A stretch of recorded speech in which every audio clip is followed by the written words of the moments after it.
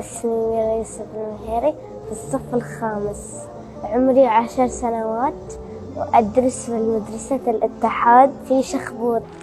أنا شفت إعلان في التلفزيون عن مستشفى 57 وسألت أمي وقالت لي أنها المستشفى حق مرضى السرطان للأطفال، وهالمستشفى تشتغل بالتبرعات. وقلت حق أمي أبى أزور هالمستشفى وأتبرع فيهم. زرت المستشفى بعد مرور سنة. أشتغل في الأساور في المهرجانات وأبيعهن. آخر شيء زرت المستشفى تبرعت فيه وعلمت العيال يصنعون سوارات.